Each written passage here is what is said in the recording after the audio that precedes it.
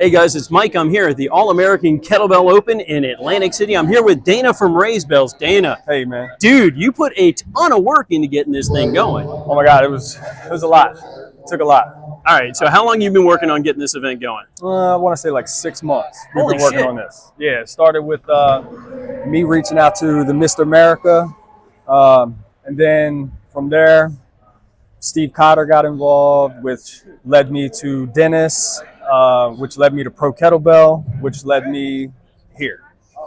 Dude. So once we brought everybody together, everyone came in. Once we brought everybody together, everyone came in. You were like, no kidding, like this is the big stage, dude.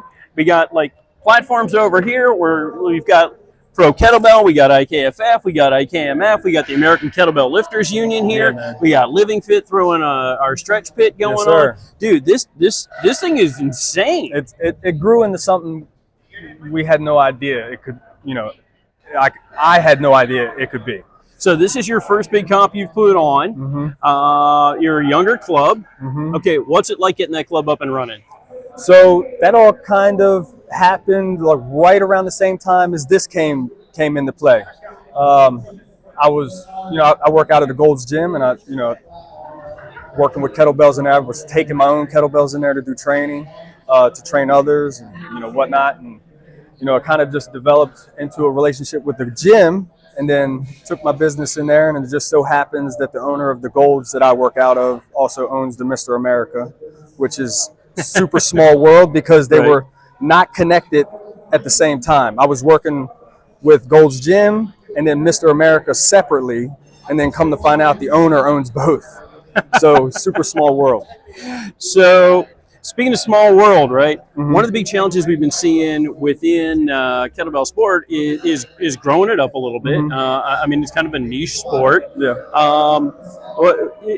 What do you think is like kind of going to be key to getting some more folks into this game? Well, it has to be easily accessible, right? And it is super is. I mean, it's everywhere, really. You just got to be looking for it, right?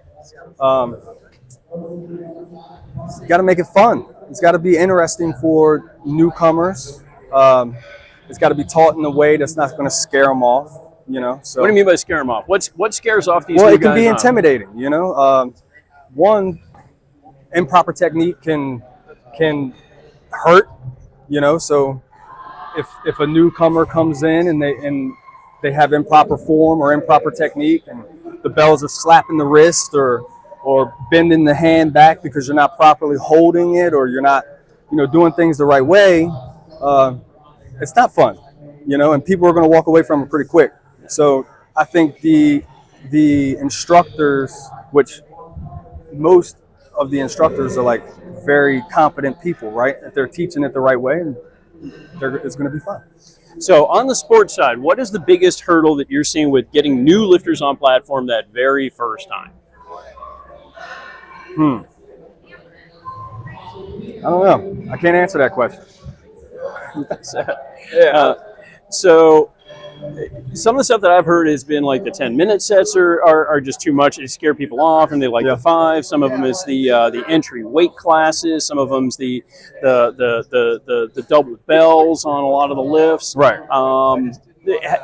There's a huge amount of politics involved, obviously, within the sport. But what are you hearing from your rookies? Is the reason that they're hesitant to go out there that first time? Well, I've had the luxury of just about everybody that I come across has agreed to work towards a competition. Yeah. Or work towards something like that. That's or awesome. do some sort of sport style training. I've been lucky in that aspect of having individuals like that. So I really can't answer that question for the whole, because I haven't really experienced it a whole lot. So. Okay. So how many of your lifters are going to be here? I think you're going to be in a federated team, I hear? I believe so. Yeah, we're under District Kettlebell Association. So I think there's like probably 10 of us. Oh, dude, that'll be nice. So going for the grand prize, 10 lifters. Yeah. So who's the top team that's going to be in your way? Kim Fox. But they got an extraordinary team. and I think it's going to be fun. Yeah, so what do you think? Kim's going to be throwing 32 kilos as a woman first time in competition. I can't recall any time that that's ever happened. You know, this event across the board is just making history. So if you weren't here, FOMO is going to attack you. Yeah, that's going to be awesome. So just so you remember, so that the FOMO doesn't kick in too bad, there's going to be IKO World League live streaming this thing. I'm going to be popping in throughout the course of the event on District Kettlebell's channel as well as on Living Fit.